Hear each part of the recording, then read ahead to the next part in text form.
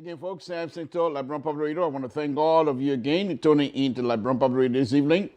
It's a wonderful, wonderful time to be here. Thank God for the weekend. We have a wonderful, wonderful time. My brother and I was here yesterday fixing car, of course. God is just wonderful. God is just wonderful. And I want to thank all of you for tuning in this evening. And if you can, folks, if you can, share this video for us, because we need for people to listen in to us as well, and so that at least we can have a conversation and people will be able to participate as well when we open the line up.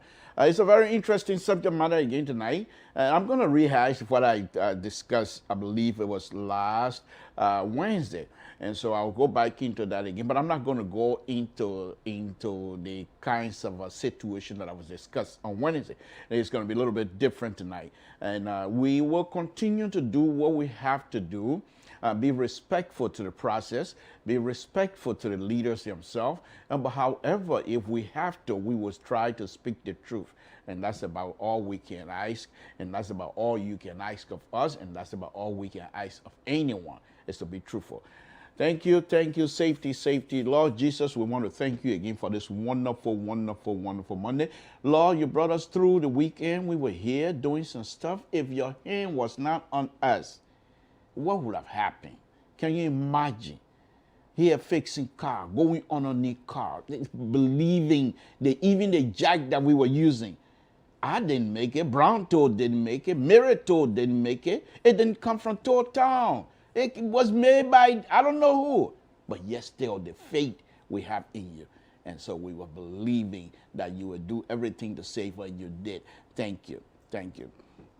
Lord Jesus, the rumors now is that they're most likely on the right track of finding the solution to this pandemic. But my Lord, only you that provide these people with the knowledge. And as long as you continue to approve and continue to provide the knowledge for these people to utilize, we will be successful, because only through you that these things are happening. I truly believe that. I believe, my Lord, that because of your mercy, we're here. I believe, my Lord, that because of your mercy, these things are happening. And I know you will continue to guide us. Jesus, you know we have 2 tables to feed. A table back home with the diaspora that we have to feed, and a table here in the diaspora that we have to feed as well. And because of that, some of us has to do 2, 3 jobs. But you give us the strength. And with this pandemic that's going on, you give us the faith in you that get us to go to places where people are running away from. My Lord, thank you for your continued mercy, mercy, mercy on our brothers and sisters, mercy on our mothers, mercy on our fathers. My Lord, thank you. Thank you. Jesus, we ask you to continue to bless our country, Liberia. Especially these days. Bless our country, my Lord. You know what it is. But of course, whatever that you have signed for Liberia, no man can change it. However, we will continue to pray for the country of Liberia. We will continue to ask you to bless the leadership of Liberia, for them to see the right thing and do the right thing for our country. And we ask God to bless the host country as well. In Jesus' name we pray. Amen. Let's go on, folks. Samson told LeBron Public Radio, first thing first, let's get the fun out of it. So most of you were watching yesterday when I was fixing my brother's car. He brought his car for me to do the real uh, brake and the axles and what have you. You know, we did all of that, and we were able to remove the old one, put a new one in there. Those things, like, first thing you're going to have to learn, like, to love these things. And my hands, fingers moving on stuff. It didn't just start today. It didn't just start in America. I used to own, well, not own, I used to have a shop, well, not my shop, but somebody else's shop, but the person allowed me to fix watches in Downwater South at a very young age.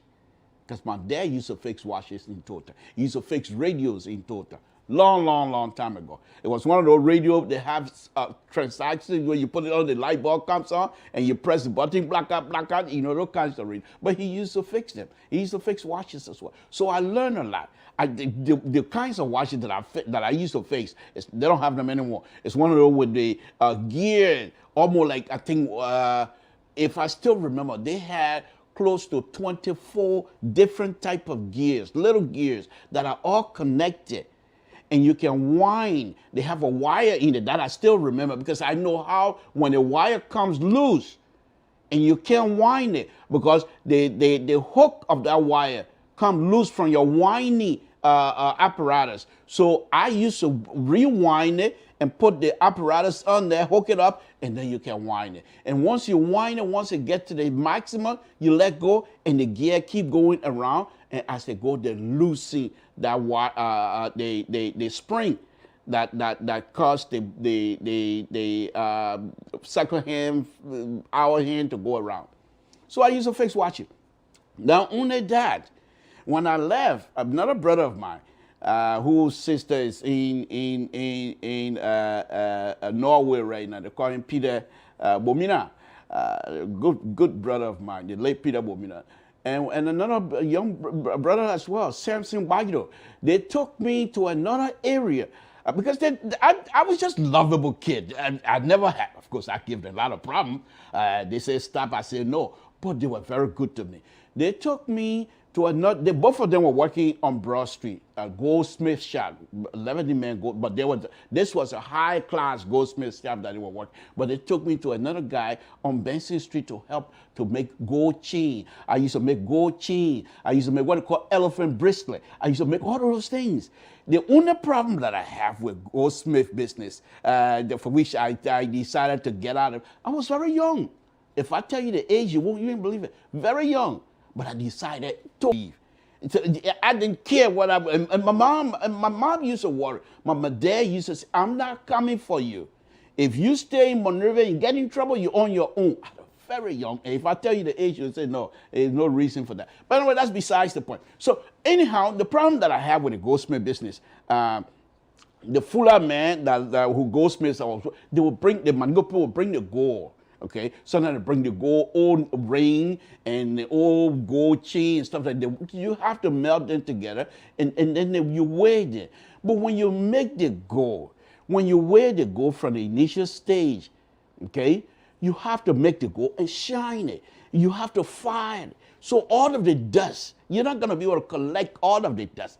So these people come bring their gold, you weigh it. At the end, when you give it to them, when you're done, they want it to remain the same. And when you explain to them, they say you're stealing from them. So many times they took me to CID headquarters in Mama Point. So many times the people detained me. It was unbelievable. I had my cousin over there, Willie K, the late Willie K, who used to say, the man not sleeping here tonight. I'm my brother. He used to anybody go. Y'all know how many times I bring the man here? He's not sleeping here. Samson, get out. Because he was one of the big shots at the CID headquarters as well. So I never used to sleep there, but I got tired of it.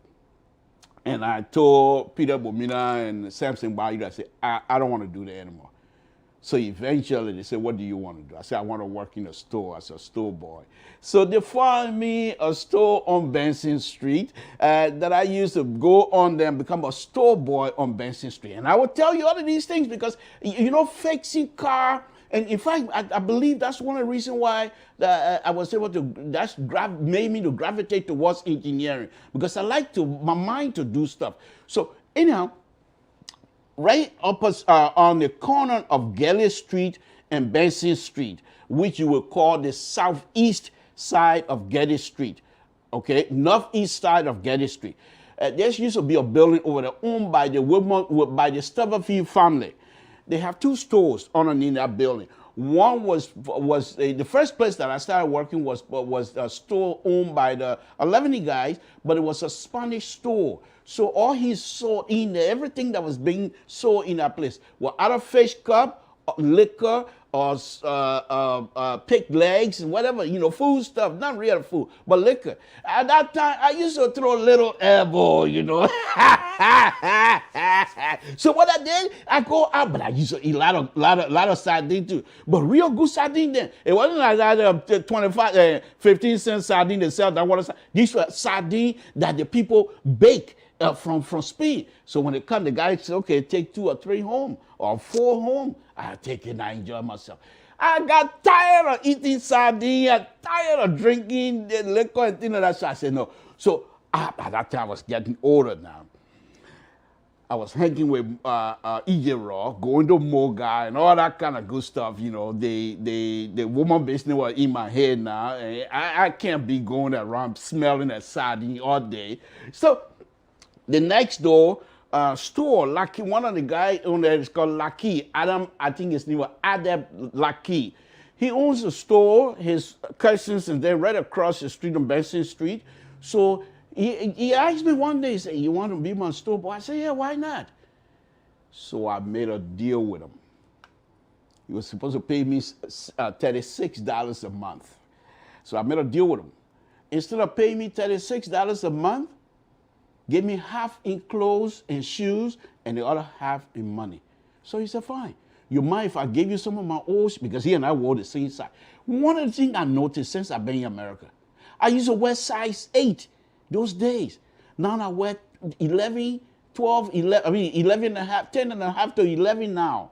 I don't know what happened. But anyway, the stomach still also grown, so that's besides the. So I used to do all of those things. And when I was working at a store as a store boy, selling women's shoes most of the time, but at a Friday evening, all that time I forget school. Well, why am I going to school for? I got time for school business. I mean, I don't waste my time with school, man. I got time for your school business. I was enjoying myself. So when I get a little money, Friday night, go to E.J. Raw, Moga. One of these days, I will play some of the music. The Moga used to have a Remember Me. Oh, San Cinto, why will you say that? Remember me. Then you get on the floor.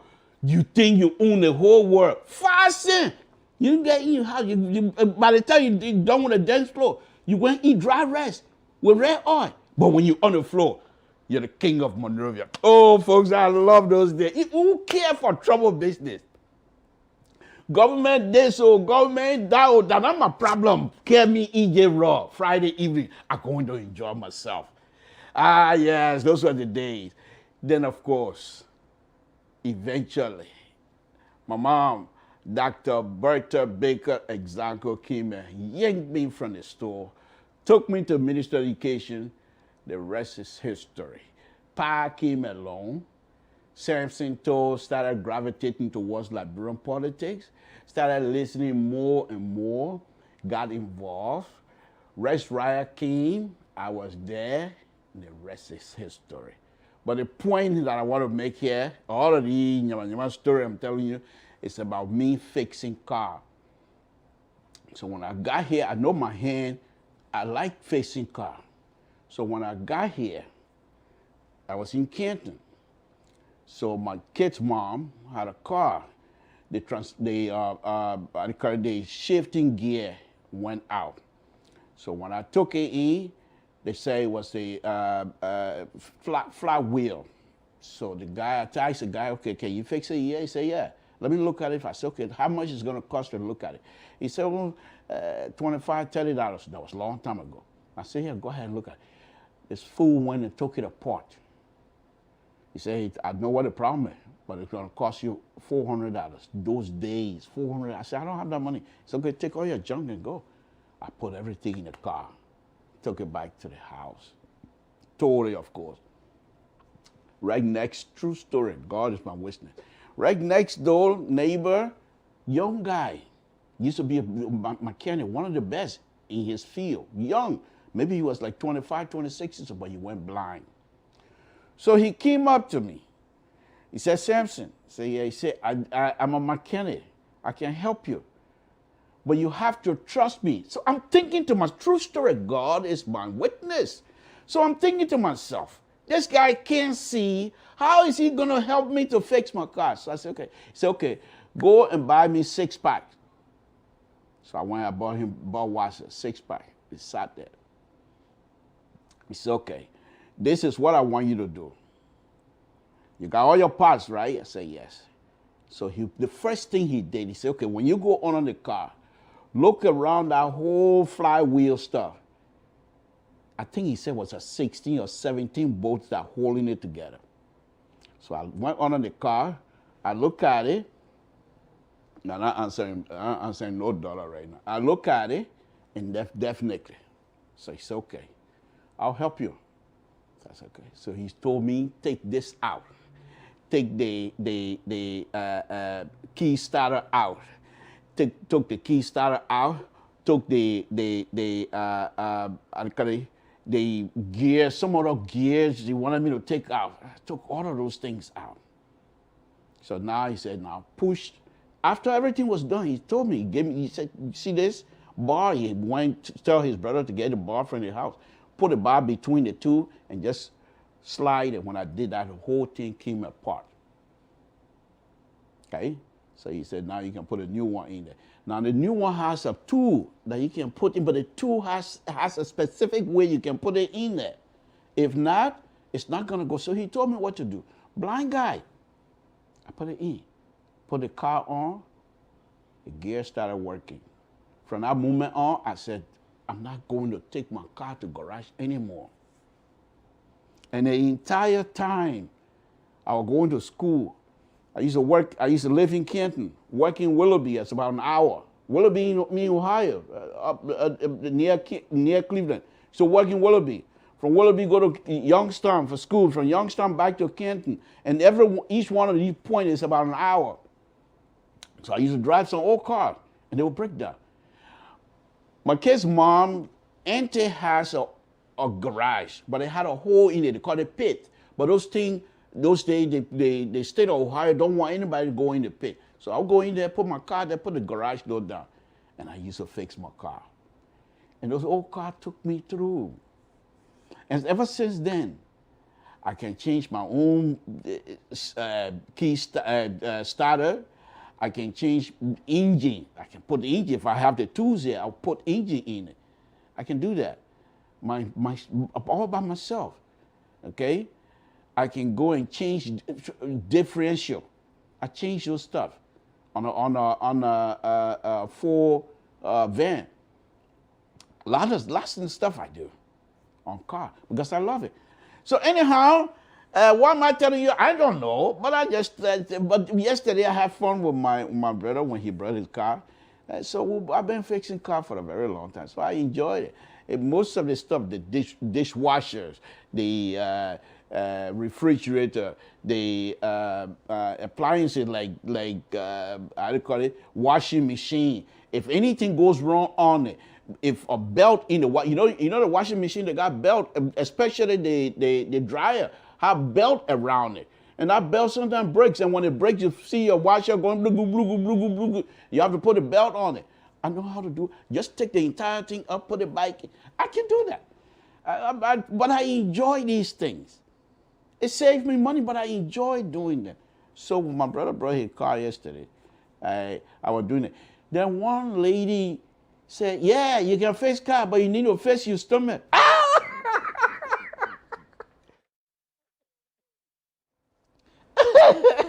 The young lady said, yeah, Mr. Toll, you can fix car, but you need to fix it. Because my stomach is big. You need to fix your stomach. How do I fix my stomach? First thing, I need to go do exercise. I used to play football. But do you think I have the time anymore to come running here and there? I'll just eat less. That's it. But let's go on now that we're giving you all of this story. I'll just tell you something. But it's a very serious show tonight, folks. Very serious show tonight.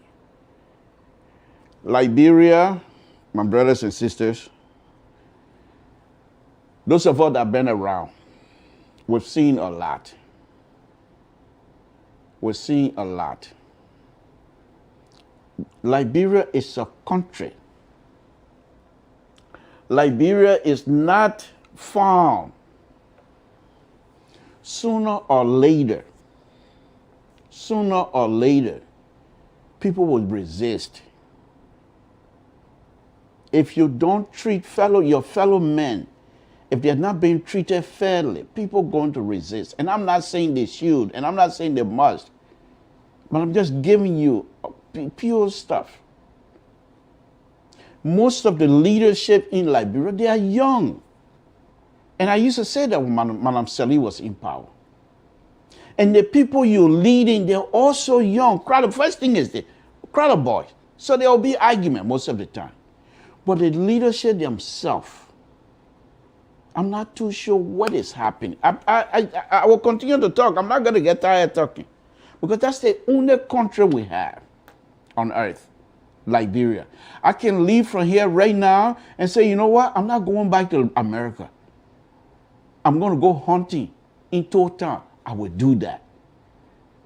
I can leave from here right now and go to Total and say, you know what? I'm not even going anywhere. I'm going on a farm. And I will stay on the farm for months and months. I can do that. I can't do that in this country. I can leave from here right now, go to Total and say, you know what? I'm not going to speak English for 1 month and continue to speak my dialect. I can't do that. I can't do that here. Even people who speak the same dialect as I do, they have to work. I can't leave from here and go to Philadelphia and go later in the Nathaniel house for 1 month. He got to work. His wife got to work. So Liberia is the only country we have. We have to work to make sure the peace is maintained. It's very important. It's very important.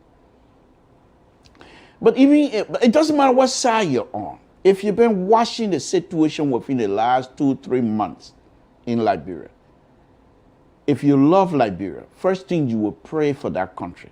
And second, you will pray for the leadership.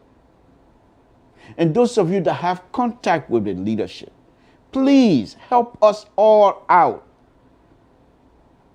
We're not seeing it because we hate. We're not seeing it because we don't think the government is capable of leading. Far from it. Far from it. And as usual, I'm supposed to be opening my show, but this is just, it's very critical. I'm not even going to go into Dr. Weah's 75% or whatever. I'm not going to go in there tonight because this is very serious business. It's a very serious business. This is the place. Most of the conflict in Liberia, they always start from here. Why is that? Why is that? Because I believe, our people believe that those of us that are here, perhaps the fact that we're closer to the world's most vibrant democracy, and therefore when we say this is what government, this is how government is supposed, then the people believe it. Not anymore. Because these young people in Liberia, they themselves, based on social media, can see live what is happening here in the United States. And they don't need interpreter anymore. But our brothers and sisters, I'm not too sure what is happening, my folks. This is just something that we have to work on. It doesn't matter who you are. I'm talking again, and people are not listening. Let me take you back a little bit. And this story, I've told you that over and over. Back in 1975. Did I say 75? I mean 85. Sorry about that. I've told this story so many times, so who cares? ULA had a convention, you will call it, in Philadelphia, summer of 85. Thomas Wowoyo was president at the time. I mean, it was after the election. Liberians all over believed that the election was rigged. And therefore, when we went to the meeting, there was those that were arguing that Doe must go. And there was those that were arguing, if we have a freedom an election, we wait until the next election, and if we defeat him, he will go. There were those, because they were in numbers, they decided, they insist that those must go by all means. And I'm not saying because of that meeting in Philadelphia caused the Civil War, but most of the people that were in that meeting, most of them were connected to the Taylor group. So, but I'm not going to jump into a conclusion here. But I spoke at that meeting. And here's the funny thing that happened. Where they have the meeting, the club, the venue, it was a nightclub owned by my cousin. I'm not going to call his name. So I know the area well. But anyway, we went to the meeting. It was me and two other gentlemen from Rhode Island. One of them was the president of Rhode Island Community, Liberian Community Organization at the time. Just check your history. Rhode Island Liberian Community has been in existence for a very long time. So those of you that are listening to me, if you look back, 1985, who was the president then? I've called that person's name before, but there was three of us that drove in the president's car. And when we got there, when it was time for me to speak, I spoke my mind. I explained in as much as I want Doe out of power, but this was not the way to go. And this was my logic at the time. Doe has been in power for a while. Doe have established root. Doe has people who he has supporters now. You can't just go in there and clean Doe out, and Doe and his supporters will say, yeah, you'll come and take it. It's not happening. They will put a fight. And what happened? And one of the interesting things that I said, and God is my witness. One of the interesting things that I said, right now I'm speaking, something. I said, when time comes tomorrow, when you're ready to go to Grand Gide, you will not get in Total and say, Total people, we didn't come for your excuse us. You will not say that. Everybody that are crown person or people who spoke crown, you will go after them. You always like to jump into conclusion. I said, okay, what happened? When they walk in, did they say excuse in Grand Gide? No. The entire crown population were hunted. And I'm not trying to bring back issue here. I'm just making point. What is happening right now in Liberia, we have to think twice. You can't say that because we got numbers. Numbers must be on your side right now, but it's not always the case.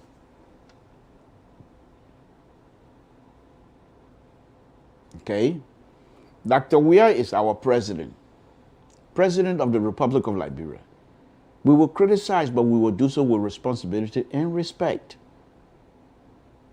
However, I've always come out here and cry, not literally, but cry, that Dr. Weah is being put in a bubble. And I show you here last Wednesday my belief and why I think Dr. Weah is in a bubble. The Pro-Poor agenda. One of the number one pillars in the Pro-Poor agenda is road connectivity. And Dr. Weah believed in that very strongly. Who did he select to lead that effort? Minister Mambutu. Minister Mambutu was asked to lead that agenda. And Mr. Mambutu also having to be an engineer. And I've been out here criticizing his method of engineering in Liberia because I don't agree with them. That doesn't mean they're wrong, or that doesn't mean he's not working. I just don't agree with the process, with the method. Okay? I show you here on Wednesday that Minister Mambutu died on a Friday. On Saturday, Dr. Weah and the other ministers decided to dedicate a project. And I believe Minister Mambutu, while he was alive, most likely have his hand in the formulation of that project process. And I was out here asking the question, why was it that the government of the Republic of Liberia, with the infrastructure person, the head of the infrastructure process is dead? Why was it that the government of the Republic of Liberia could not postpone that delegation process? And if you listen to because the video is bad, but if you take your time and listen to the Minister Mambutu's name was not even mentioned. Dr. Weah was praising Nathaniel McKeel.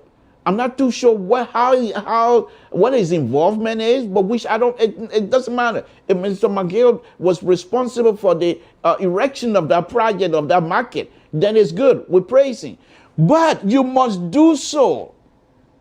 You must do so with empathy, because Minister Mambutu, it's not just someone who somebody's assistant minister.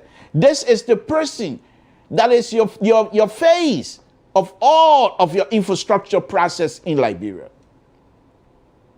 The international community, when they're coming to talk to you in building, in anything that have to do with infrastructure, Minister Mambutu is the go between you, Mr. President, and the international community. And this man died on a Friday. On a Friday. And the next day, Saturday, people were clapping and cheering. That occasion should have been postponed. That's just a decent thing to do. And I explained on Wednesday that I myself was confused, because I do not believe that Dr. Weah has this within him to do those kinds of things. And my explanation is based on the fact that during the war, when the war was raging in Liberia, Dr. Weah, when he has no business coming to Liberia because his safety was at stake, but he would come to Liberia. And according to story, papers that people were reading at the time, that whenever he gets to Liberia, people's children will survive that day or that week. So why is it now? This is the man that will purposely go to Liberia to save life. To save life. I don't care what you say, whether he did whatever he did with money. That's not my point.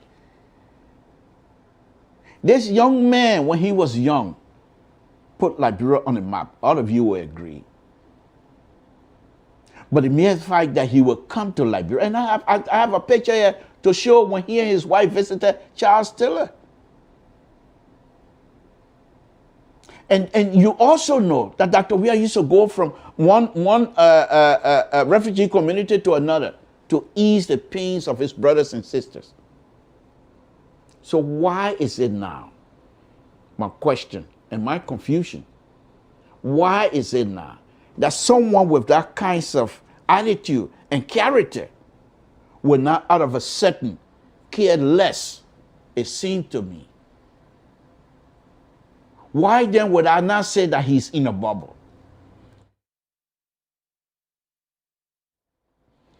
Why not would I say he's in a bubble?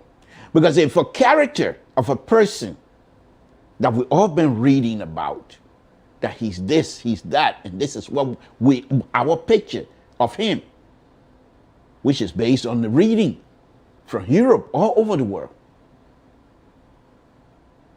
Not once have you heard, I'm not talking about rumors, please spare me that Dr. Weah, with all his money, was able to form a group to help his mom, or able to form his group to help his cousin so they don't get killed. Then now that he's president of the Republic of Liberia, duly elected by the people of the Republic of Liberia, and every day now, the rumors of people, of government this, government that, government this, government that, money, killing here, everything. But of course, like I told you on Wednesday, I know a little bit of lies, rumors, and character assassination. And I give you myself as an example. I almost got killed in Liberia. Almost. Almost based on rumors and lies. So I know a little bit of these things. But in this case, the government of the Republic of Liberia must take the lead. Explaining to the folks who you are leading does not make you a weak person. To come out, even if it's a daily process, we're talking human being dead. People die, your citizen die, and it becomes news all over the country. It becomes news internationally. And none of the government agency is making any kind of effort to explain daily. And you expect for the rumor mills to die down. Ain't going nowhere. Because the fact that you're not taking the lead, explaining to people does not make you a weak leader. In fact, I would suggest it make you stronger. Because it makes your position stronger. But if you wait until the rumor mills in Liberia start running wild, and now you want to respond, the trust level has gone down. The perception of the people has, it's difficult for you to convince them now. So let's look at a few, just look at a few, according with the Mobutu case. Let's look at it. Let's look at it. Mobutu died on Friday. Saturday, the entire government, pretty much, were out there. I'm not going to say celebrating, because I don't believe that will be considered celebrating. They're dedicating a project. But I thought that dedication process should have been postponed. Okay? You should have postponed that process. And even you can come out and say, look, I can't do this. But for ministers who is responsible for the infrastructure process in Liberia, the vertical and horizontal infrastructure process in Liberia, I can't have this. It doesn't smell, it doesn't pass a smell test. It doesn't pass a decency test. He's a minister. He was a minister, not deputy, not assisting, full-fledged minister. Someone who was responsible to carry out some of the major engagement as far as you're concerned in the Republic of Liberia.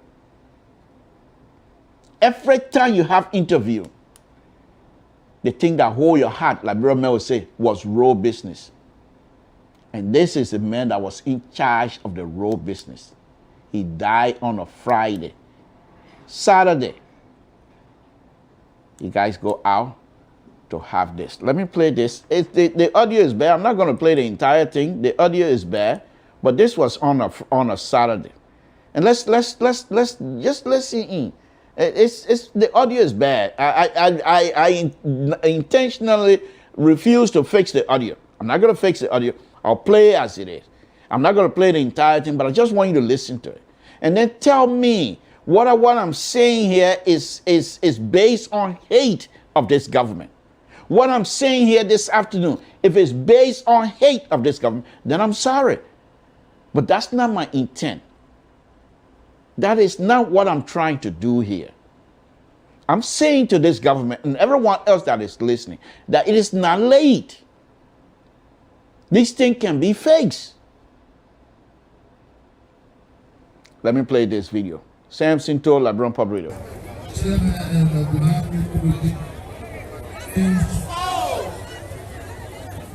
President and members of the Liberian Marketing Association, chiefs, elders, traditional leaders, marketing ministers, students, members of the fourth estate, distinguished ladies and gentlemen. I'm delighted to be here today participating in this dedication ceremony really constructed where we market we get here at the VA Junction, Battlefield Highway, Kingsland. On behalf of the people of Liberia and India, I would like to express our sincere gratitude and deep appreciation to Minister Nathaniel Falo Magi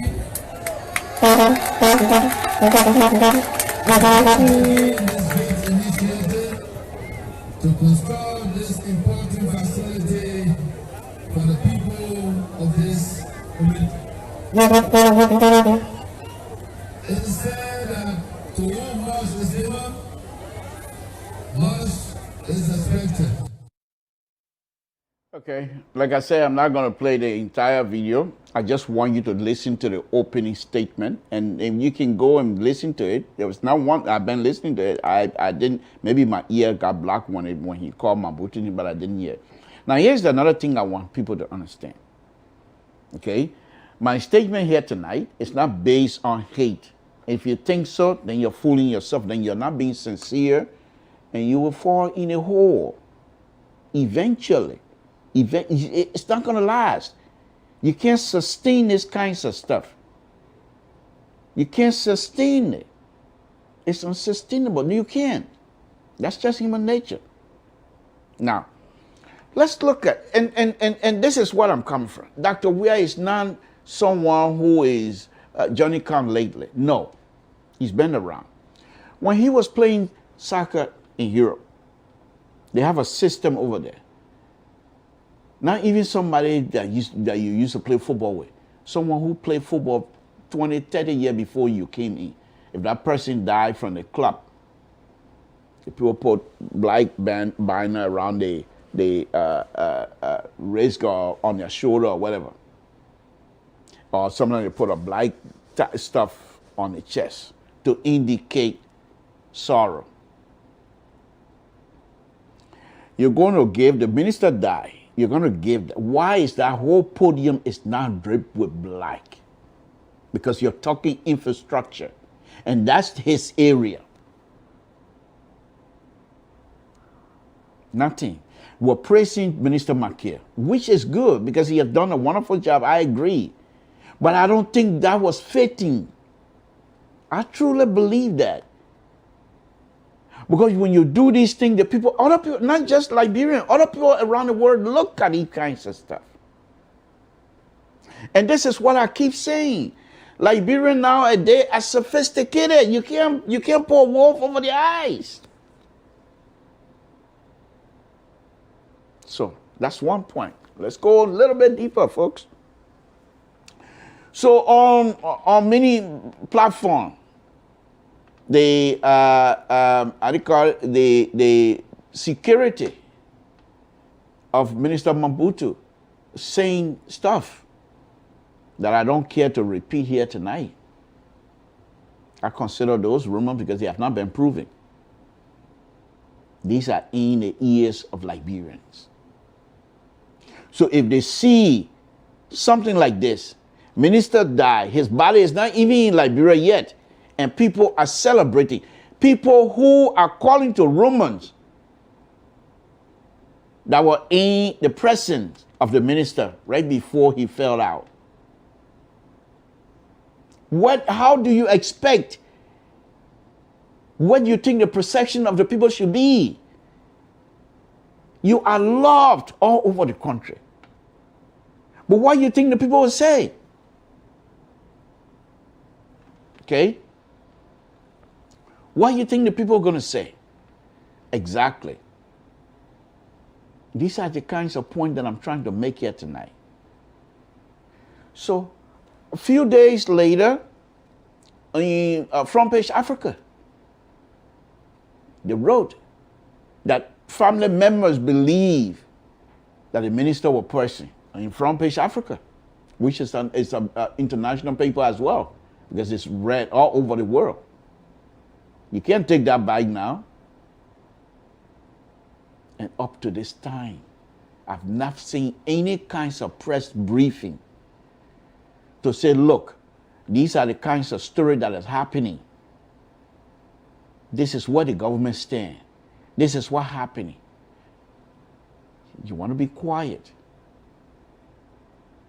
So by the time, you see, this is how conflict starts. By the time you're ready to react, try to explain to the people, they no longer believe you.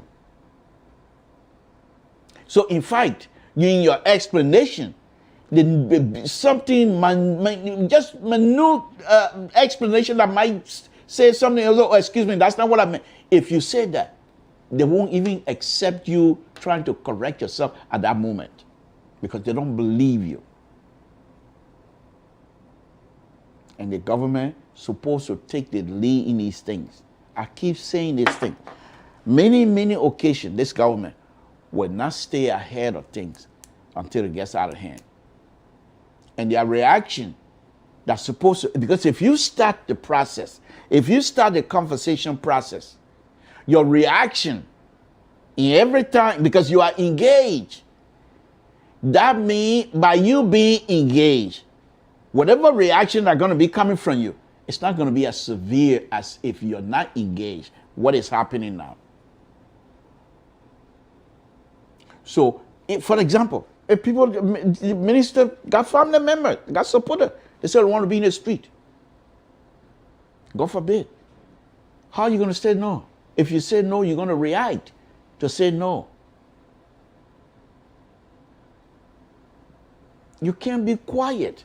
And those who are supposed to be ahead of this thing, nobody is saying something. They're just a minister.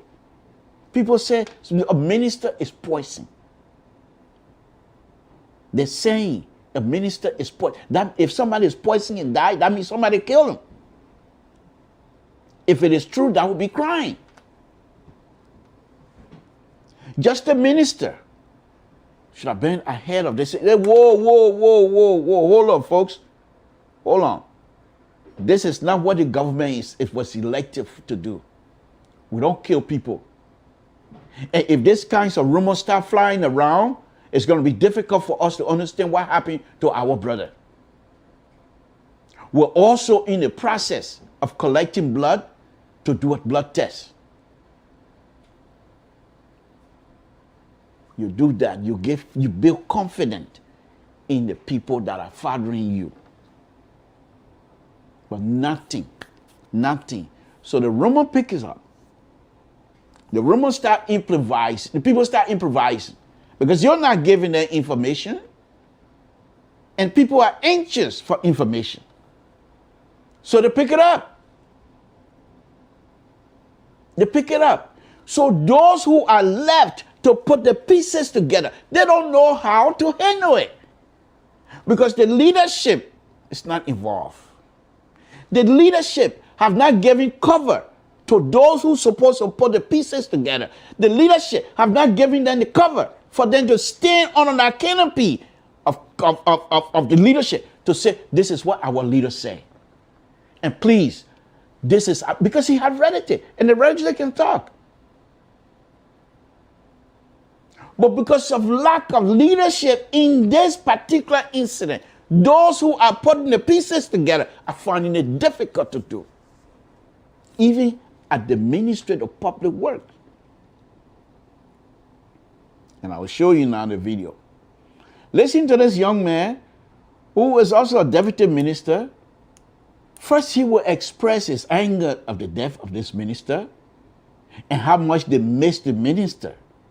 He's trying his best to hold himself together because most of the people in that room seem to be looking up to him. So if he crumble, if he's tried to show any kinds of weakness, in other words, crying and whatever, crying is not being weak, sorry to say that. But if he show any kind of emotion, The people who are looking up to him will no longer be able to hold themselves. And this is the suffering. It's not just at the Minister of Public Works. He got relatives. They're in anger right now. So think about it. If somebody died like that, your relative died like that, whatever rumors comes in, your mind is confused. You always want to know what happened. Why did he die? What happened to him? And these kinds of information start flowing into the relatives, their mind. Somebody is responsible. Somebody is responsible. Somebody is responsible. How long before those rumors get stuck to the person's mind? Is that when you want to say you want to disabuse that? It's going to be difficult. It's going to be very difficult. And here, we look at you, men die on Friday. The minister died on Friday.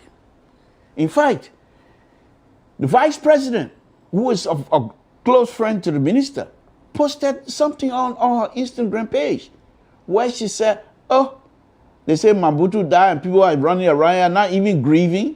The vice president of the Republic of Liberia, second in command, deviating from whatever it is you guys are doing. She's not with you. That's Saturday. She's questioning your motion. She's questioning the motives. She's questioning the process of you guys going out on Saturday to dedicate. So she's writing. Oh, they say Mobutu died, and I'm just paraphrasing that. And people are going around here not mourning. These are things that create confusion among people. To be a leader, you must provide your shoulder for people to cry on. Dr. Weah, you're a young man. Some of us older than you. But right now, as father of the land, you are our father. Show your shoulder. Let people cry on it sometimes. Sometimes. These things are not going well. Now, let's look at it. I played this here last Wednesday, but I'm going to play again. Look at this deputy minister trying to explain, and that's just a short piece of it. You go on public website, you will see the entire video. That's just a short video where the man is trying to console his colleagues.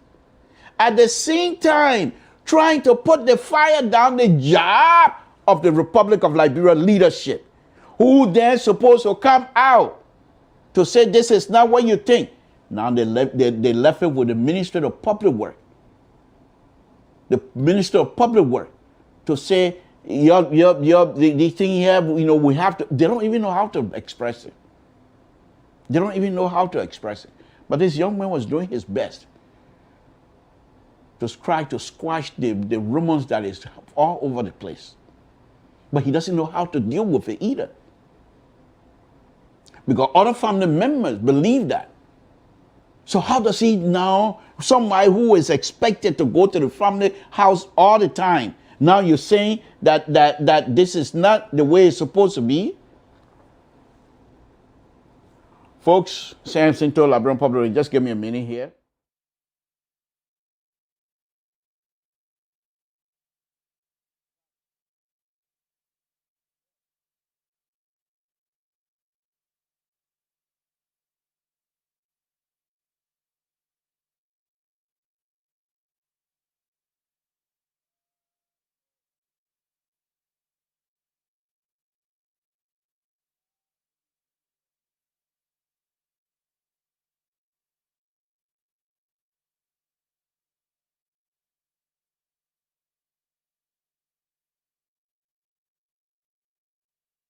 Folks, sorry about that, but let's go ahead.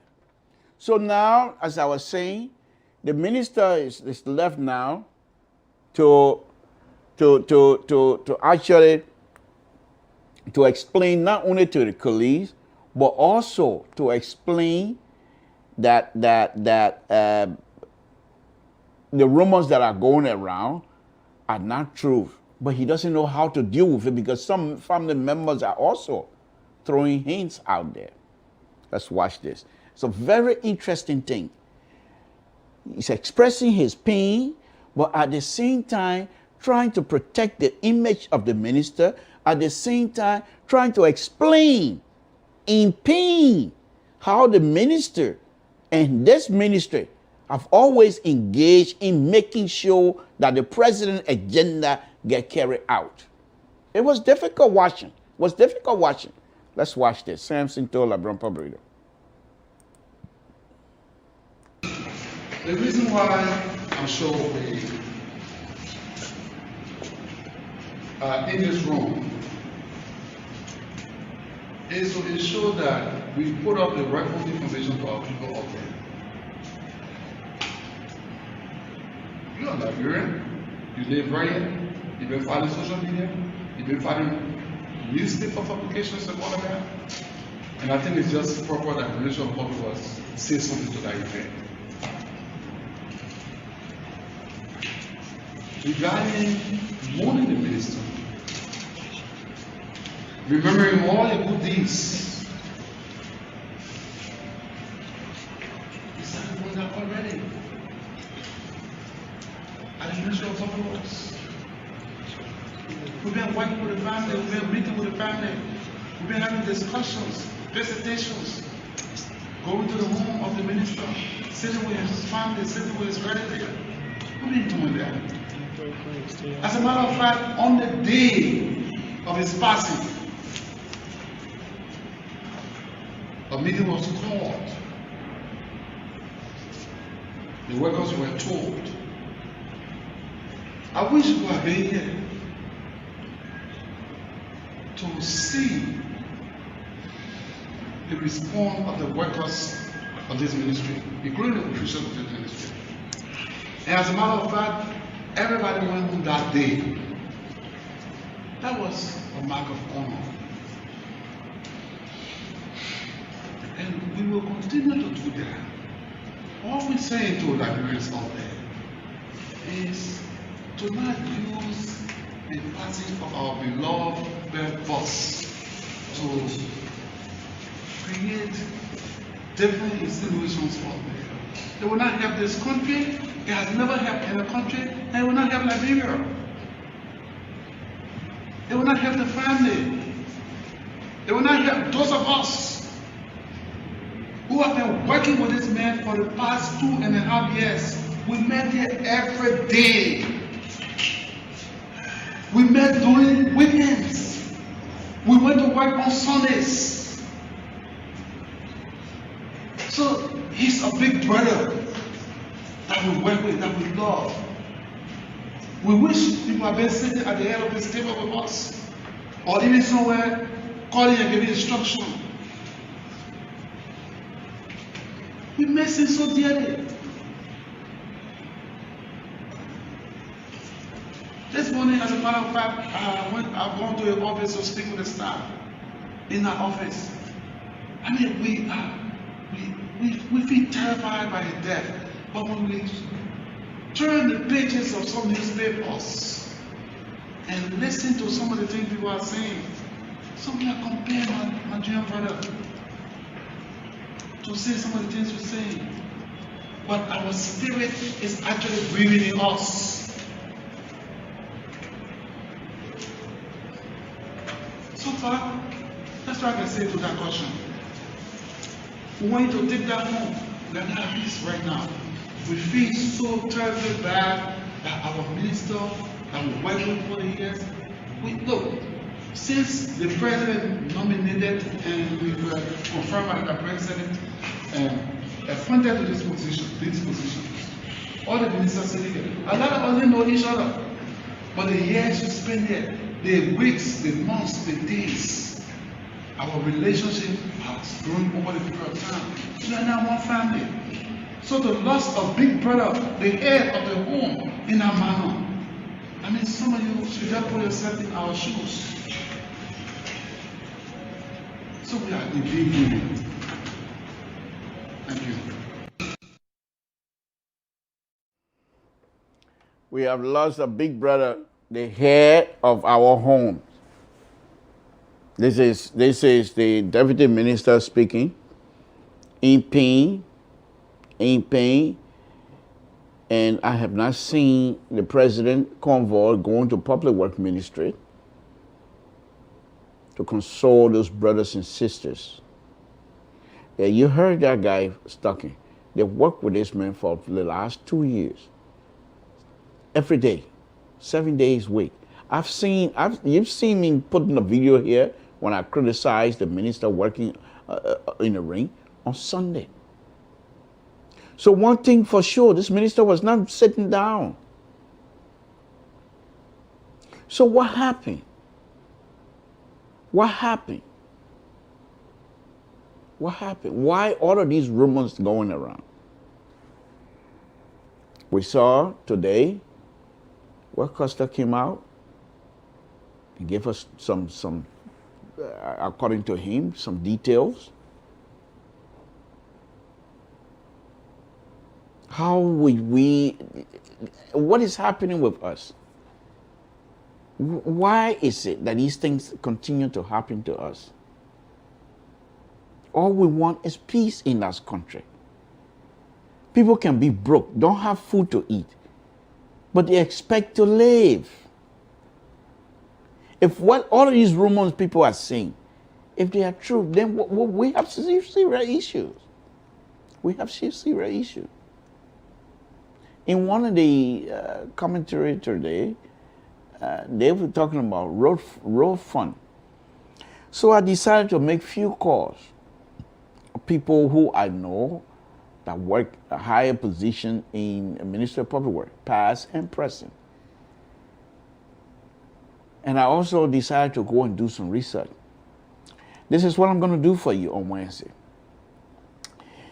You know, sometimes in time like these, if you are mindful and want to be truthful, you tend to find things that most likely you don't believe they're there. This is a sad time for all of us, but I want to point something out here very quickly. And I don't mind eating crow, because I've been on this platform here and saying Liberians don't have this, they don't have that. They do.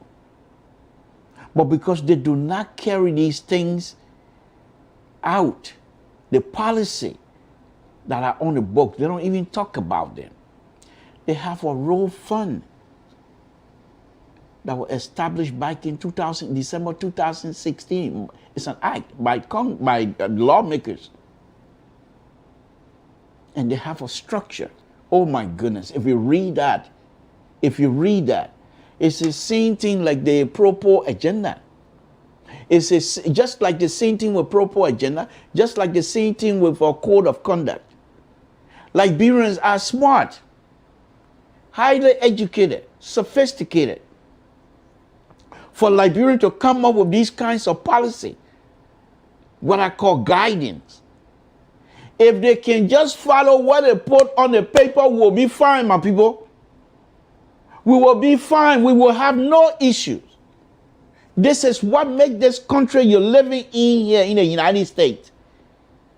They have structure and they follow the structure. Anybody deviate from that structure, it doesn't matter who you are, you will be called to answer. They have the lawmakers, they put these things together, 2016. And they have structure on how the road fund, according to them, the reason why they established that, they established it so that the taxes that will be coming from a specific industry in Liberia will go specifically to the road. The petroleum, gasoline, the excess tax that coming out of there will go towards the road fund, so that the road will be maintained. They will be able to establish new road, fix new road, make new, all the kinds of stuff, bridges and stuff. So that's what the road fund was supposed to be. And the road fund is set aside, separate from any other agency budget. It is strictly in there to be fed, that account, they put the road fund money in there from these different industries that are responsible to pay into that fund. And when the money is in that fund, the international community, those who are also helping Liberia in terms of infrastructure, will try to match that fund. So they set it up. They set it up so that the committee, they set up, they call them interministerial steering committee that's supposed to be in charge of that. Because you can't just pick one, you can't just give it to public work alone to manage it. If that's the case, then put it in public work budget. But in fact, the road fund office is at the finance ministry. And it's not just one person in charge of it. But who is the chair of this road fund? And this is why this government going to have to come out and explain themselves. Because the rumors now is that this thing happened to the minister strictly because they wanted the road fund. According to rumors, they wanted the road fund, and the minister is refusing to give the road fund. I've never seen that before. I've never heard that before. But this is what people are saying. You can't be quiet on this. Because in the paper like Front Page Africa, they already said that the family member, they put it out there already. Family members say that the minister was pushing. And in of Daily Observer, other family members are saying, let us bury our hero peacefully, whatever it is. And they say nothing like that happened. So who are we to believe? You have the auditors died mysteriously recently. This government must be ahead of these things. The Romans, they start taking legs of their own. They start taking legs of their own. How do the international community, the people who want to invest, these things start coming out? How do you expect them to come to Liberia to invest? Because these things are not being done in isolation. You have people. Because the failure, I would call it failure at this time, the failure of the government to provide more information, more clarities on these kinds of stuff. Those who have the ability to improvise, they will do so. And we will turn to them and listen to them. Because the government is not giving us information. Those who are supposed to be in charge of the government when in these type of situations to provide information, they're not doing it. So the other area, the other people, they're also Liberians. So they come out and say, oh, guess what?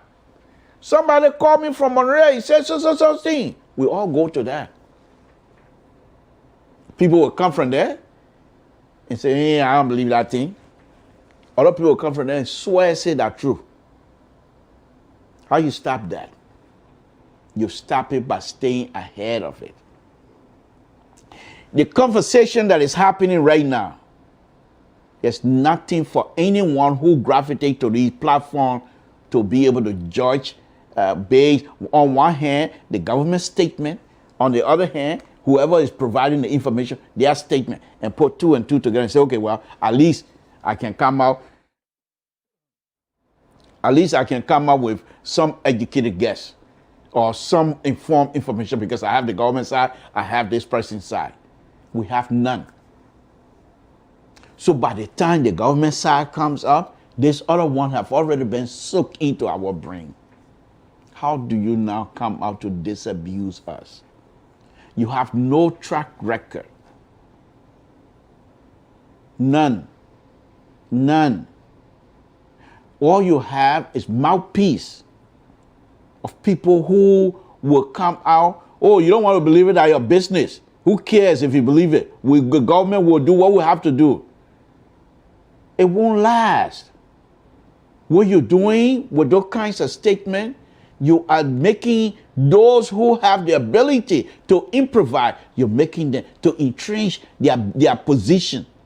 You're making them to strengthen. In fact, you're strengthening their position. Because many Liberians say, because you have nothing to offer and you're lying, that's why you say, oh, do whatever you want to do. I don't care. Because you got nothing to offer. These are people, Liberians. The government must be ahead of this thing. It's not going backward. It's snowballing. The other time, I'll give you an example. This young guy, journalist that got shot in Bond County. The first thing, oh, another journalist now died here. Hey, the government will finish the people. Until the people came out to find out that he got killed by another person because of some mischievous behavior. But by that time, the rumor mill was already on the wheel. You can't always depend on misfortune or on luck. You as and you can't tell me you know how to do it, because we got Honorable Falcon all the way on facts and fiction so that they know how to talk. But you have to be ahead of these things. If you don't do that, you will have and there are many Liberians now that don't get Eric Costa anymore. Young Liberians, sophisticated, they can talk, they know the English, and they can explain. And they're being credible. People from Liberia now supplying, giving them information. So you're not just facing Costa anymore. So your mouthpiece you got around here that continue to repeat whatever information they think is, people are not stupid. Because the kind of information your mouthpiece is providing to us, they are not credible already. So how do you deal with it? Why should I listen to somebody who myself eating kesawali here in the United States than listening to Minister of Justice at your podium giving us detailed information? I would rather you give me information, even if you don't give me the entire information. But as long you make an effort. Yeah, but the man said, but yeah, what the Minister of Justice, at least they know what they're saying. They say something. Nothing. You depend on the Liberian mouthpiece diaspora to help you. Ain't happening. You know who gravitate towards your platform? Your supporters who believe you do nothing wrong. Those are not the people you want to convince. Those are not the people you want them to take your side. You want the independent mind. Liberians, they got, believe it or not, they got Liberians who are independent-minded people. They are not one way or the other. They're looking for the truth. Those are the people you have to get on your side. When they believe what you're saying, they will be able, because of their independent mind, behavior, whatever it is, when they will believe, based on that, they will be able to explain to those that perhaps they might be able to bring to their side or to the middle. But you're not getting it. You're not getting it. According to the story. And the rumor is there. They can put two and two together and say, well, look at the example. And the example is there. And people can put two and, oh, yeah, that's true. Liberia, the rumor business in Liberia, he started just now that we are. You remember Yabaro? Long, 19 Yabaro. They say, oh, Yabaro killing people. We way in total, we're running away. Me and my mom, then we can run away at night. We go high ourselves. Because Yabaro way in Bond County, not even Bond County in Firestone. Then we way in total. At night, we're running. You know what the people say? They say they're making a fly. That rumors.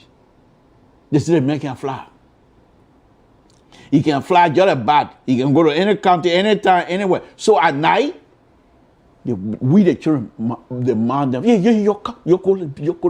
They say, you can fly. So the rumor business, that are just not business. But the problem now you face, Dr. Weir, is that the rumors makers are sophisticated nowadays. It ain't happening yet. Wait till you get into 2023. There will be people that will be in a diaspora and try to convince people back home based on rumors. You have to start working on it now. Let these people speak for you so that your credibility will remain intact. That's the point that I'm making all night. If the credibility is not intact, you will win election based on numbers. But you will always face these kinds of stuff. Right now, this pandemic that God is just wonderful with us. But why if things start going down south, you think people will accept you with all this money? People say, oh, money here, the people took money and something like that, which the auditor reported one of them that got killed. You think if you come back now and say, Liberian, I want you guys to shut down, and I will be able to, I will give you food, they will believe you? What happened the last time? Have they been fed yet? What happened with the World Food Program? Where are we on that? So forget this disease. Any other emergency comes up, and you say, I'm doing it to protect you guys, because that's about all you're doing, is to protect Liberians. But because of lack of credibility, they will not believe you. And there will be people who will defy. And what do? You have to respond. And you'll be drastic. Just like the people, you got Scott Borden. The last time when you did a shutdown, and Scott Borden was in the street beating people until people started complaining all over the world.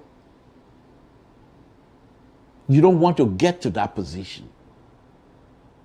But I will talk, I get tired. Nobody listening to me. That's okay. Anyway, folks, Wednesday, I will come out here. And one of the things I was saying earlier, one of the good things that as far as I'm concerned, I was able to find you see, these are some of the stuff I'm talking about. I was able to find a Facebook page, RoFund Facebook page. And I saw one of my old friends. I didn't know he was one of the big shots in the RoFund business. Victor Stewart. That Tony Askew cousin. Tony Askew and myself, we used to go visit in Cleveland. Victor Stewart. And Victor Stewart, if you remember one of the 13 people that got killed, the Stewart, that was his uncle. So Victor Stewart is involved. If I knew that, I would have talked to him. I would talk to him. But these are things that I'm talking, and the RoFund page, the RoFund publication on Facebook, it's a good source of information. But many Liberians don't even have that. You're supposed to be talking about it so that Liberian will go to these kinds of pages, these kinds of information. The more information you give out, your credibility remain intact and become stronger. But nobody talking about it. Nothing. Every day. If it's not Jefferson Kochi, it's Nathaniel McHale. If it's not Nathaniel McHale, it's Samuel Toy. These are all decent people. Good. But the information that are coming about them, it doesn't bode well. You started with Bond County Superintendent, the leak audio, even the Vice President audio, then all of the money issue. Where are we going? You mean Dr. Weir, your 6th year will just be all kinds of the entire 6 years will just be confrontation and controversial, or 6 years. All of the good thing you're doing, building this road here, building that road here, it's not, nobody talking about those things most of the time. Because every time somebody, okay, I'm in the road business. Why would I be against road? But look how much time I'm taking on Mobutu. Where I should have been able to say, look what the president have done with Mobutu issue. Now, and then try to showcase Mobutu work, what he has done under your leadership.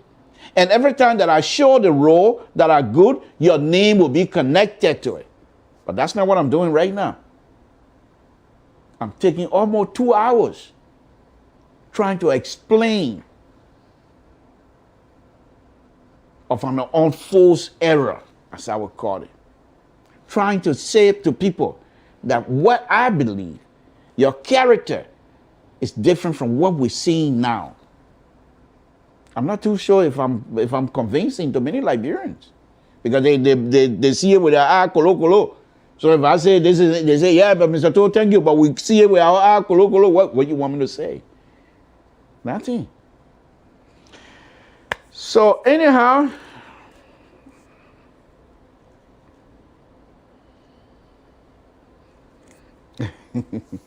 anyway, folks, thank you very much. This is Samson. The Wednesday I'll come out here. It's going to be the entire show about Mobutu. I'm going to be showing you some video and things like that, and then we can talk more on it. But in the meantime, give me a call. I'm not going to be here that long, so we can get out of here. Samson Toh, LeBron Public Radio. Now, let me just say this again. If you come out here tonight and think that my monologue here is all about hate towards this president and this administration, then you're fooling yourself. Then I will accuse you as being one of those, come tomorrow, you say, oh, we used to talk to the president, he listened to us. Then you will be number one to do that. Because if you're not being truthful, what you know is the truth, and you accuse me of being hateful, then you will be one of those tomorrow that will say, oh, we talked to that, we are even listening to us.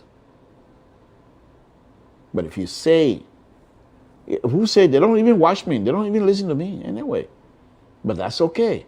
At least one or two of you that have been listening all the time when I come on air, I've never said anything that is hateful. I will criticize, and this is exactly what I'm doing now. But I must do so with respect. I'm not going to come here to insult anybody. Not that I don't know how to cuss. Because working on Liberian people, you know how to cuss. But what good would it do? It would defeat the purpose. Samson Toh, LeBron Public Radio, give me a call here. Let me get the stuff here. Okay, give me a call. Let me make sure that I am connected. Let's see. Hold on, just give me 1 minute. I usually play with music. Let me make sure that, okay, I'm connected. Give me a call, Samson Toh, LeBron Public Radio.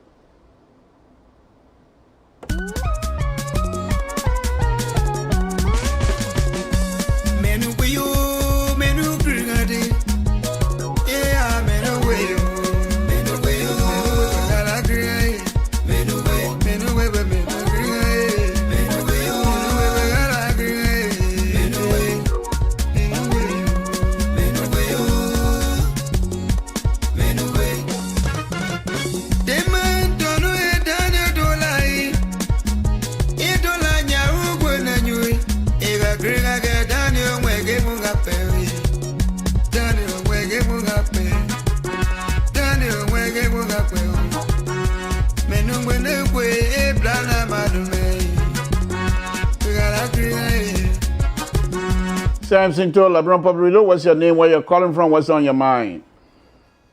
Hey, my papa, Mr. Toh, this is Najamo. I'm calling from Houston. Chief Executive, how you doing? I'm all right, Papa. It's been a long time now. I've been part of the show. I know. But my man, wait now. Are you call me Papa when I'm only 25 years old? but you know where we're coming from now. Our papi then, you know, we get them kind of honorable title. That's okay. That's okay. I'm a papi. Somebody who was involved in 1979 rice riot. I'm a papi. Go ahead, man. Go ahead. Make your point. Yeah. I just want to send my deepest condolences to the Biri family, to Mr. Yimpan family.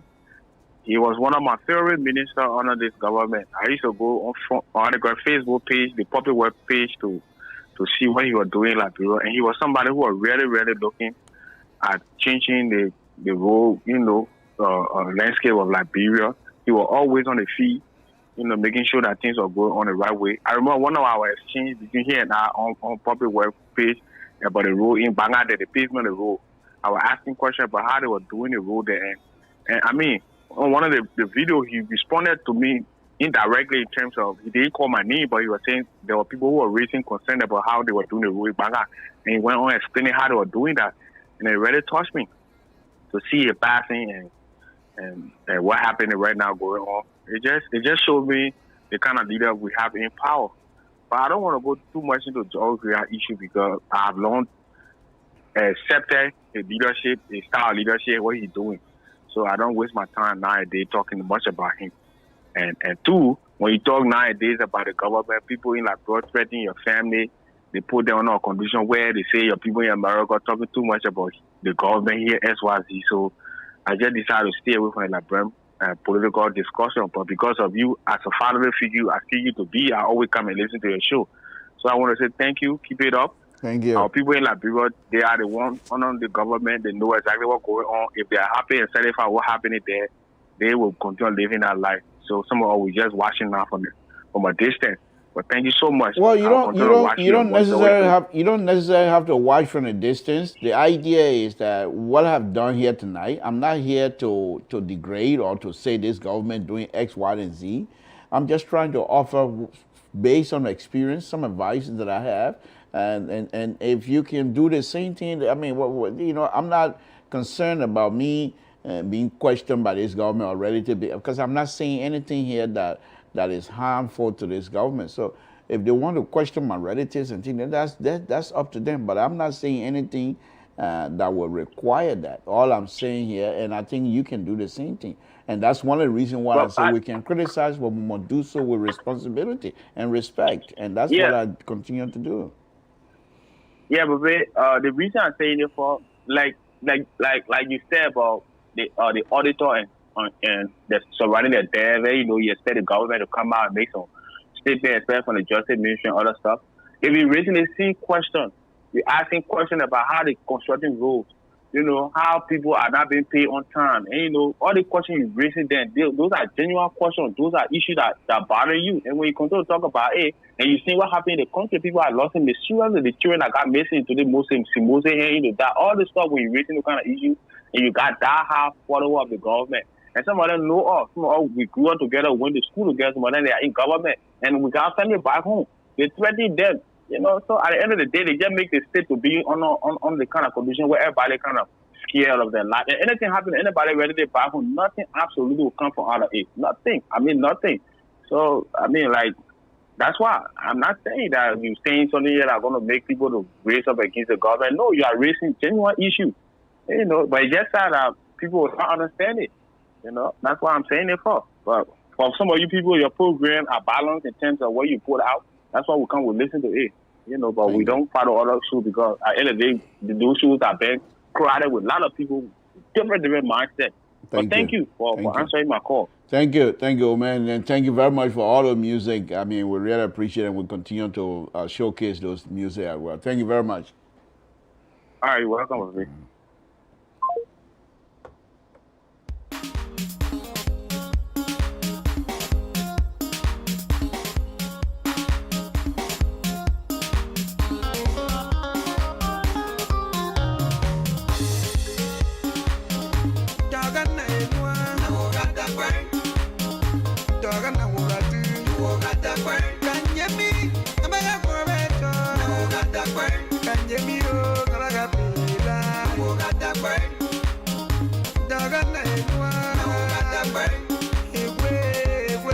Hey,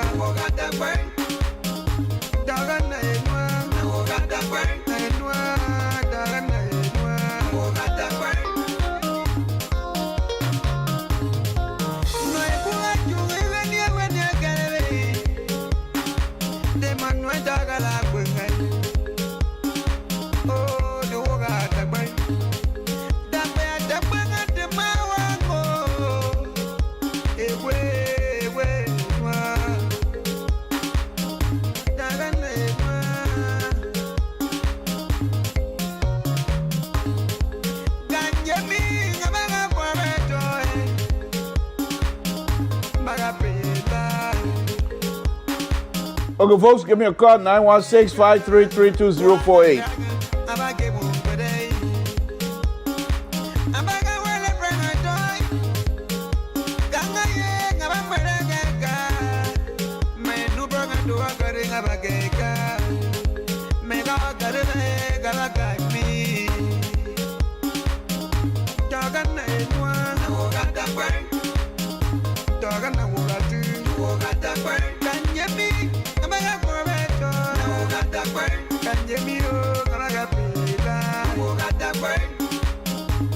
Samson to LeBron Public Radio. What's your name? Where you're calling from? What's on your mind? That is, if you're calling into the radio, sir. Yeah, good evening, Mr. Cho. Thank you. Yeah, my name is Chancellor Gibson Macalo, and I call you from the Twin Cities, Minnesota. Thank to you. be precise, USA. Thank you for your call. Appreciate it. Go ahead and make your point, my brother. Yeah, thank you, our fighter. Some of us, we've been following your presentation when they come to this Liberia Public Radio, and we admired your presentation when it comes to our country, Liberia. We magnify some of us to follow you and listen what is affording back home when it comes to our beloved country, Mama Liberia. Let me applaud you for that. That God can strengthen you. Thank you. Yeah. First of all, that means also deeply send my condolences to the bereaved family of Mabutu Flad Nyimpan, the former senator of Sino County, and also chairperson for the caucus at the time. And I refer to him as the best public work minister in the Republic of Liberia, looking at his short time into office. And also, let me also extend to everybody for we that from the southeastern region, because I also from Sando County, also, and the entire Republic of Liberia. You know, Mr. Tool, when I heard and got the information that we lost our hero from the southeastern region, more especially we that from Sando County, Flad Nyimpan, brought a greatest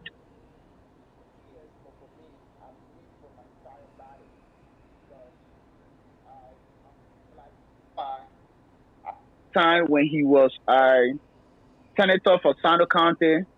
Some of us will follow his track record when it comes to leadership, bringing the county on unification. And we also felt highly about the CDC-led government. Like my brother who just left the online stated that sometimes when you speak the truth, then people begin to hunt your people back home because you are in the United States, and because you far also you want to say to. We said no. The CDC-led government at the time when they were at opposition for 12 executive years, they spoke. There are other sensitive issues that they spoke about, and the past government did not go after them. They lived right in Liberia. They flee from country to country and they went back to Liberia any hour, any time. And Liberia, we were together. Traditions, the UPNs, or you name the other rest of other political parties, evidence, we used to sit together.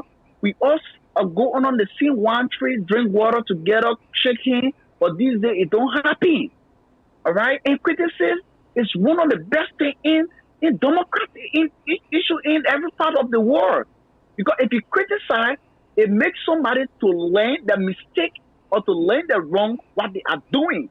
But this government, you can't do it. President Weah could be one of the best presidents. Who knows?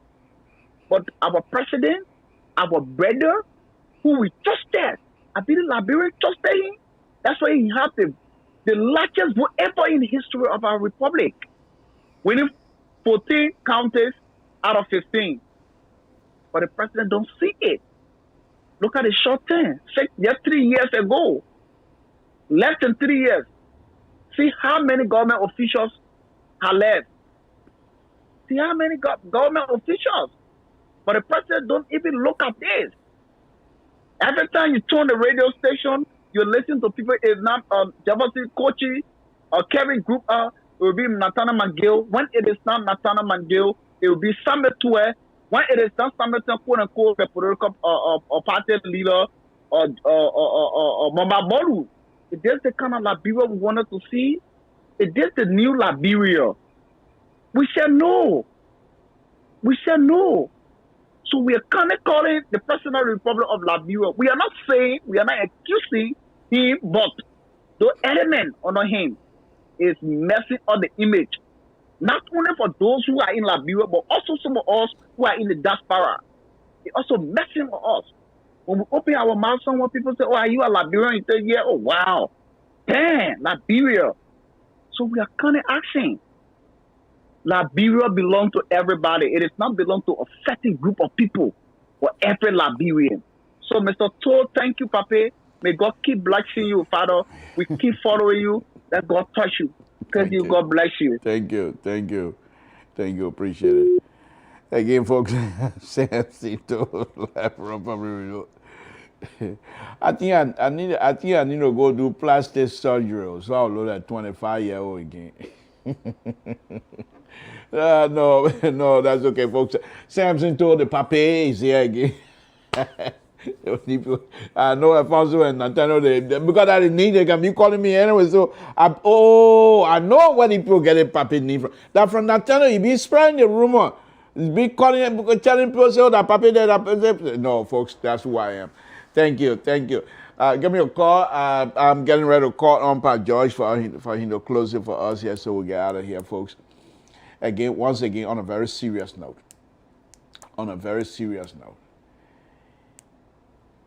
Liberia belongs to all of us. And what I'm saying here again tonight, if you say or if you believe that I'm saying it from hate, then first thing you're mistaken, and second, then you're not sincere. Because whatever that I'm saying here, just think about it. All of the things that have been happening ever since the president came to power, from the day after the inauguration, we have the money issue. You think if the government were to take the lead to explain, nothing. We have another money issue, no explanation. In Liberia, how do you call it? The government allowed the rumor mills to take effect. And there are people who are willing. And folks, what I'm saying, if I'm true, you please tell me, there are people who are willing to help this government explain. But they are not explaining it for the government. They will be explaining against the government. So, but this is what I'm saying. If, for example, in this country, okay, the government has press release all the time. Okay, something happened, they say, oh, the government did. So the government released their statement. Then those who want to write will write, those who want to agree will disagree or whatever. But the reader themselves, the readership now have the ability to judge for themselves. But if you just, and this is what Dr. Weir and his people behave, well, at least they're taking it way out of hand. The Democratic Party believe they do that kind of stuff. Oh, the American people are just gonna they know what the truth is. We're not gonna bother ourselves. But by the time you do, you're not gonna bother yourself speaking all that Siri. Before you load, the rumors start all over. It's the same thing here. Okay, so let me call on Pa George. Okay. Pa George, give me a call and close this thing up for us. Samson Toad, LeBron Public Radio. Let's go ahead and do one more. Pa George, give us a call. Give us a call here if you're listening.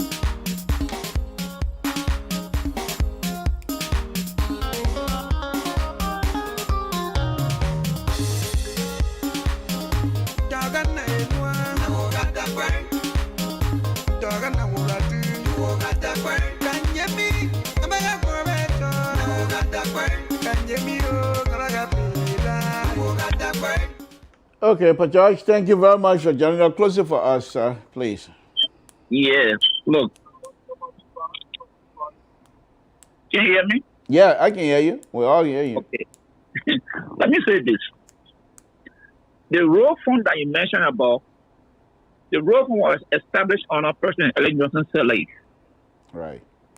So it was not CDC that put that in place, but it's government continuation here. I stated Yeah. that 2016 Yeah. CDC was not in Yeah. power. Yeah. So, if you can remember,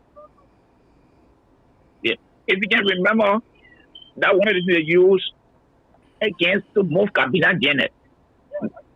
Yeah. They used it to remove Kabila Janet because at the time, the import of petroleum products, they were complaining about some type. And that was one of the things they used to remove Kabila Janet. But Liberians don't know. I mean, like some Liberians don't know. I think Liberians pay 35 to 75%. Mm-hmm. They pay, I think, 75% on gasoline, on the gallon.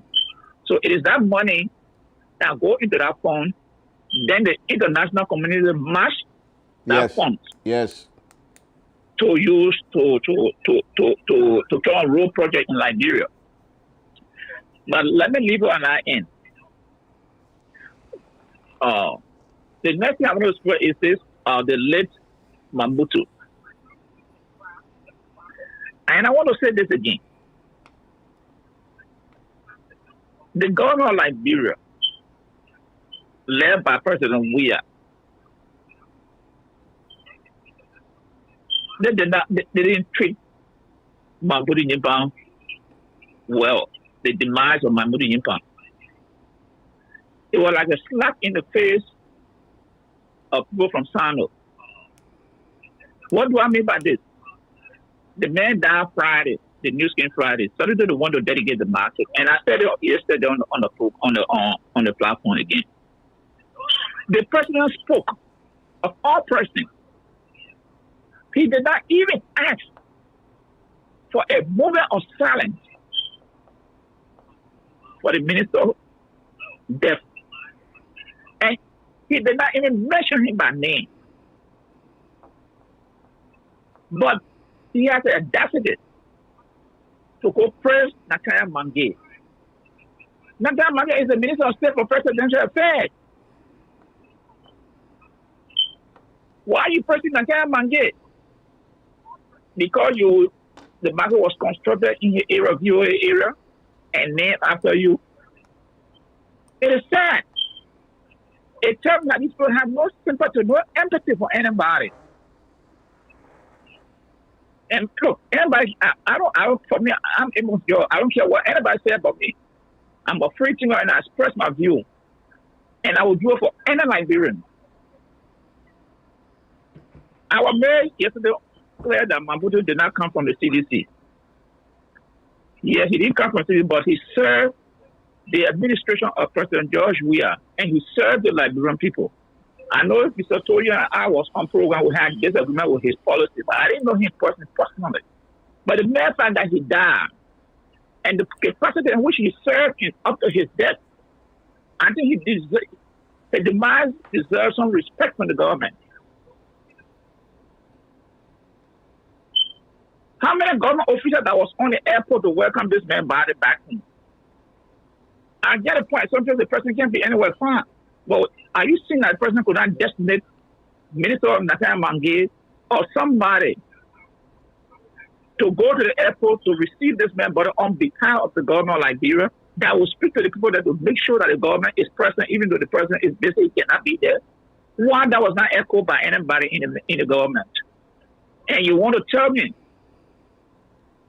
and let me get a little pushback on you, Mr. Toh, because that narrative that people got that person where he was so kind, he was generous, he went to this place.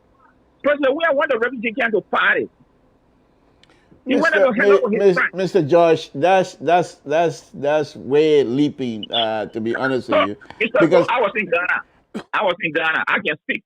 And let me challenge anybody. I know that, but most of the thing that, well, you were in Ghana, but most of the stuff that I was reading, unless he hired somebody a press person that will publish his image. But most of the stuff that we were reading from Europe and from Africa as well, about Ghana White website, you go on it, and they always say that he's here to meet with his kinsmen and make them happy. That's all we were reading. But anyway, But, Mr. So, let me say this, Mr. So, let me say this to you. No, let me say this to you. If I challenge anybody who came from Ghana.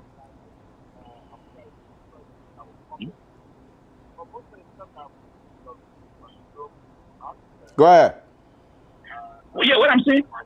He was a refugee camp. There were people he knew that came around. He hung with people. But he was not there that to say he threw party for communities that he gave to this community. It did not happen. He went there. He went to refugee camp. He hung out with people. That's true. But it was not that this man was just, he comes and says, oh, I did this for this community. I did this for the community. No. It didn't happen like that. But people, because the people love George Weah, so they assume when he won the camp, everybody like. Yeah, but Mr. George, Mr. George, there were many other Liberians who consider themselves celebrities, and some even Liberians living here in the United States. How many of us were able to travel to these refugee camps? Richard Todd won, I think, the basketball court out on the refugee camp. Richard Todd won that built it. The basketball court, Richard Todd. He did it on the refugee camp, Richard Todd. I passed that way. You were on the camp. But so by the whole thing, that's another discussion. But to say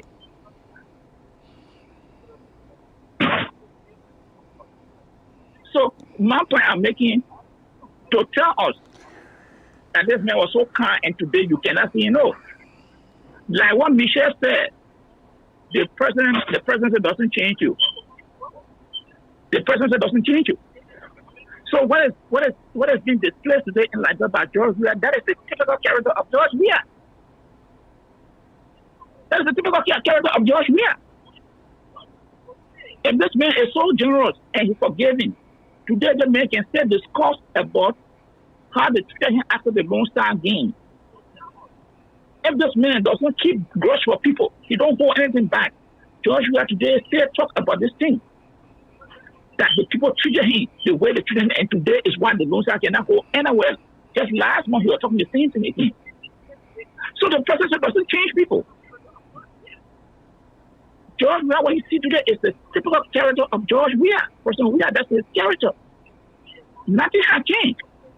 The president will not change it. If the minister of public can die and he been treated like this, then who else the man will be so concerned about? The only thing I can say from I see that President Weah is always concerned about people that within his inner circle. Those are the people that he's concerned about. But other people outside the inner circle, I don't see it. And if he do anything for someone, there's a reason that he's doing it for. And I can say that people may not like it, but that's a reality. I can show them. You see that? Oh yeah, Nanga Shore died. Look at Nanga Shore dead. Because maybe he was not bona fide sedition. But my point I'm making is that we should be cognizant of the fact that if anybody works for the Liberian government, it is the sacrifice they are making. And if the demise, that person should be, the body, the servant should be given due respect. Because to serve your country, it is a sacrifice. We make disagreements on policy issue. But the way this man been treated, and now all the rumors popping up, how can the government exonerate herself from it? And how the children of Mobutu Nyimpa will see so many people? And if you told me my father dead, you raise concern in certain quarter. It is not easy for me to see those people and give open mind to them. No way. I may deal with them, but I will still have some reservations. Because they don't come out to clarify this issue. The deputy minister trying to put the thing on it, but is he the one ready to speak on this issue? No. But he's doing that from a human standpoint. to throw a little face on it. That people at the ministry was concerned and is concerned about this man, trying to express no sympathy to the family. So I just want to say this here. What is going on in Liberia? It should be paramount concern to every one of us. And I want to urge, I think two callers call, and they mentioned about. Now they don't want to speak because they expect you speak to go after the family like Liberia.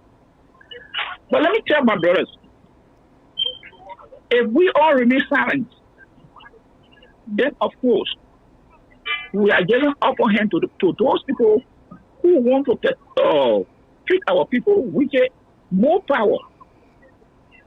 Because this is what Desmond Tutu said, Dr. Tutu said, of South Africa. There is no neutrality in conflict. You are for or you're against. He said there's only two ways.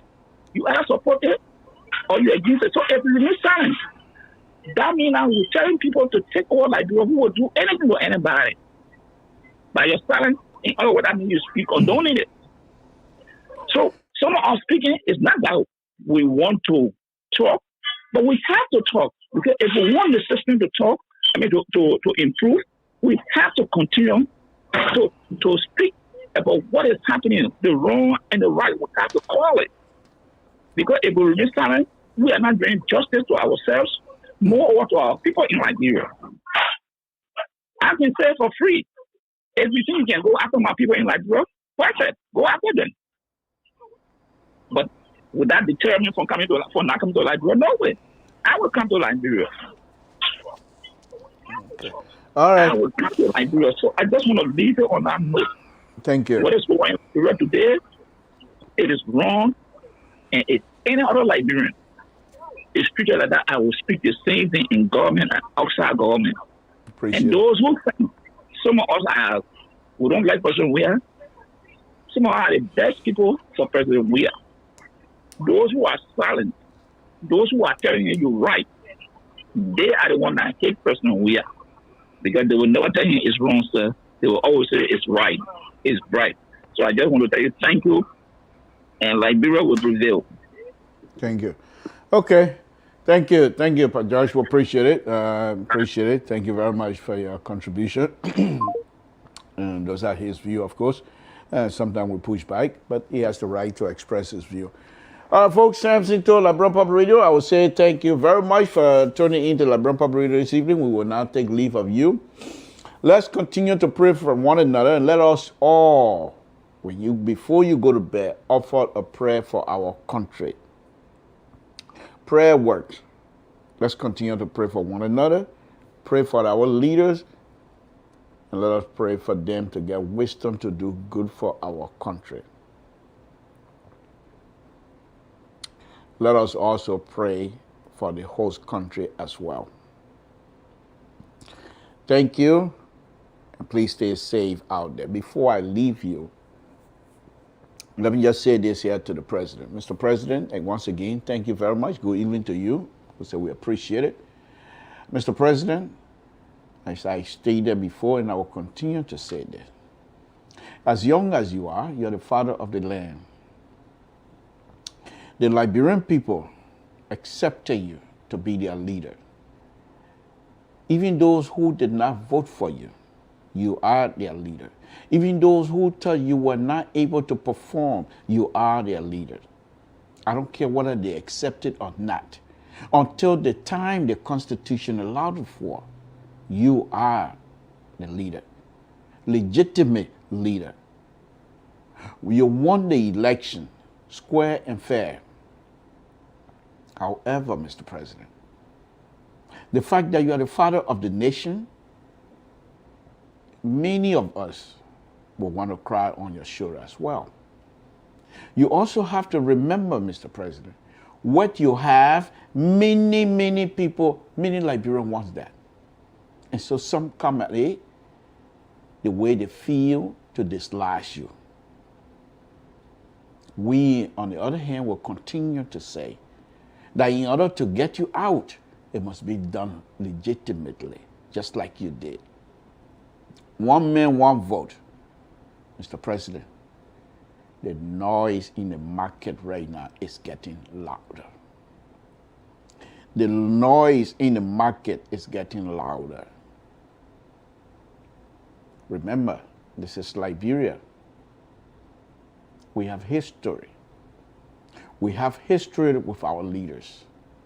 We have history of our leaders coming out aggressive against people. It's happened before. I don't think it's going to happen on your watch because you allow people like me to open my big mouth, criticize. And yet still, when I go to Liberia, I expect to be saved. So I want to appreciate that. But there are other Liberians, Mr. President, that do not have the opportunity, not necessarily criticizing you, but just human decency, for them to stand up and be able to find something to eat. All of that is on your watch.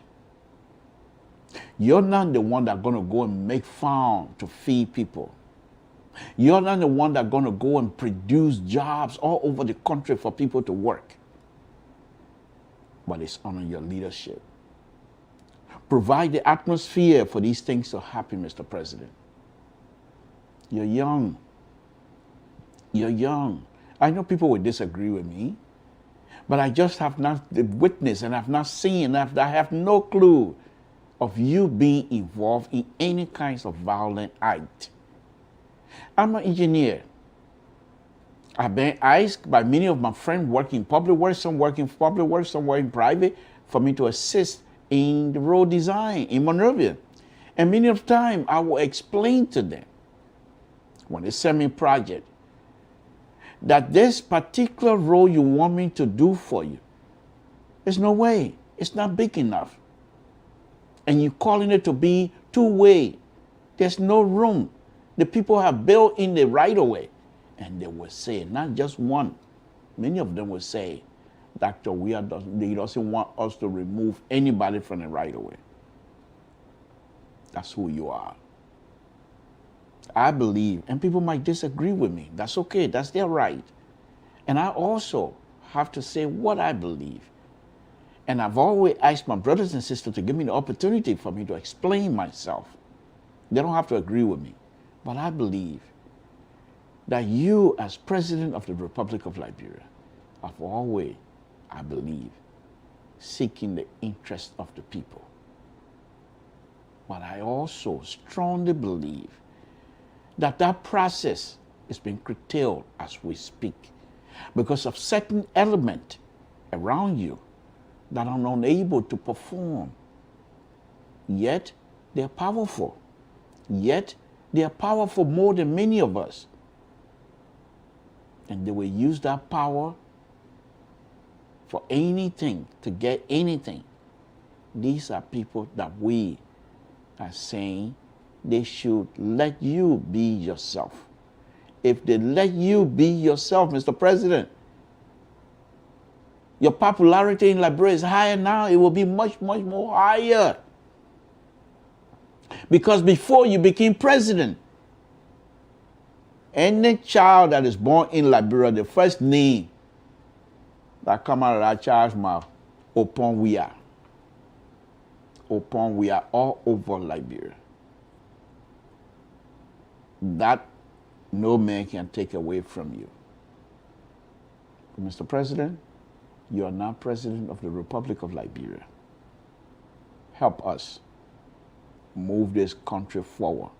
There are people who came before you and failed. These are educated people. They call the educated Liberians, and they have failed to put in place structure to guide future Liberia. Please help us so that the young generation of Liberia will come without suffering, will come without having these kinds of debate, will come to power, and they will always reference you because you have put in place structure that will allow them to innovate, that will allow Liberians, young Liberians all over the world, want to gravitate back to Liberia because of you, the structure that you have put in place. And for that, I'll say thank you for the opportunity and good night.